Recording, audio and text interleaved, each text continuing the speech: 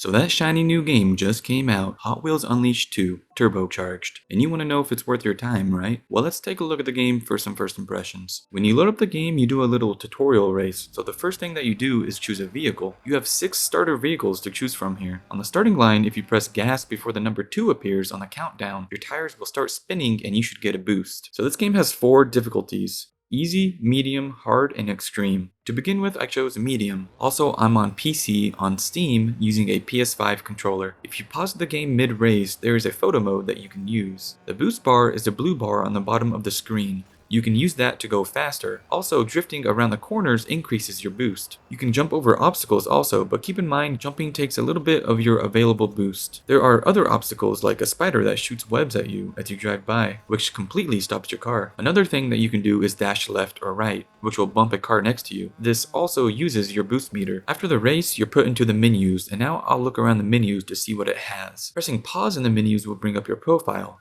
Here you have missions that you can complete for rewards. The Shared Contents tab is a list of any track, sticker, or liveries that you've made and shared. On Customize, you can favorite a vehicle if you want. Background and card background changes the background of your screen, as well as the background of your card on the top left of the screen. Profile icon changes the image of the card on the top left, and finally tag changes what your card says. Garage has several options. Collection is where you can view, customize, and upgrade your cars. I tried upgrading a car, and I could. The currencies shown on the top right is coins, skill points, and upgrading kits. I had 1 skill point and I could use that for a car skill. After reading through the 3 options that I had, I chose Unstoppable, which makes my car immune to barriers, tornadoes, and spider ambushes. I chose that because the spider in the tutorial race got me every single time. After that, I went to customize the car. Here you can select a livery for your vehicle, either one you've made yourself or one the community has made. Then there is boost sound and boost color, though mine were all locked. Next, I looked at the shop. There were some vehicles here that you could purchase for coins. Next, I went to livery editor. Here I decided to make a quick one. I saved it and shared it for the others to use on the community. The community liveries is also where you can use anyone else's. Sticker editor is basically the same process, so I'll just skip over that. Hot Wheels Spin is just a prize wheel. Spin it and see what you get. I had a free spin, so I did that and got a skill point. Exiting the garage tab, I went into track builder to look around that. You can make your own track or view community created ones. I decided to give it a quick look. First, you choose your environment, and then I began messing around. Once you're done making your track, you can press pause to test the track, validate it, and save it. I pressed validate, which let me race on the track I just made. Quick mode lets you play online or split screen with another. The multiplayer tab, you can choose quick race, mixed mode, or private lobby. Hot Wheels Creature Rampage is what qualifies as the game's story mode. Clicking that launches you directly into a scene. Short story shorter, this guy unleashed 5 creatures, and the solution is to shrink the creatures smaller and shrink yourself smaller and then fight them that way. After that scene, you have a little map, and I selected the first option, which was just a race. After that race, I could then do the next option on the map, which was just another race, though this time it was dinosaur themed. Next up was an obstacle course, and during this I was alone with no AIs. The obstacle course was just racing normally and a little bit of jumping. It was arcade themed though, which looked incredibly good. The next option on the map was an elimination race. Whoever is in last when the timer runs out is eliminated. Honestly, at this point I was winning everything. Medium was too easy for me. After that race, I backed out and went to quick modes. Here I looked at the different types of races that you could actually do, because seeing that elimination race was unexpected. So there's quick race, time attack, drift master, elimination, and waypoint. After seeing the types of races, I went to try multiplayer. I did quick race and I was searching for a game for about 2.5 minutes. It took quite a while. When I found a game, it was just one person, which is kind of confusing. A Google search shows me that this game is crossplay with Xbox and PlayStation. The Switch version doesn't have crossplay. Anyways, with 3 entire platforms, I expected to find a game pretty much immediately, but that did not happen. In the lobby, you vote on a map and then race it. So it was just me and this guy, and 1v1 is a lot more pressure. So as we were racing, he seemed a little laggy and jittery, but it was mostly okay. We stayed near each other for a while, and then he made a fatal mistake and crashed into the barrier and flipped his car. After that, I was in first and never looked back. I decided to go back to story mode and try some more modes. Though this time I changed the difficulty to to hard to test that. Medium to hard felt like a pretty decent change because now the AIs were a little more aggressive and much faster. But I did manage a win and decided to try extreme difficulty next. I chose a bad time for that because the next race was the octopus. I have to hit the targets on the track as fast as I can, and if I do it too slow, I lose. Doing this on extreme was a bad time. I lost. I changed it back to hard and I didn't feel as pressured and I had more time to hit the targets. I won. Okay, I called it quits at this point and I have some thoughts. The driving feels fine, good, no issues there. The drifting around the corners is actually incredibly fun and is the best part about this game in my opinion. The online mode though, what happened there? I only found one person after 2.5 minutes. That's no good. As for the story mode, that's pretty weak in terms of actual story. The different game modes is a nice change up though. The car customization was pretty decent as well. I had some fun doing that. Overall, this is a fun, arcadey racing game. That's my personal opinion though. Whether or not this is your type of game, I'll see you on the next one.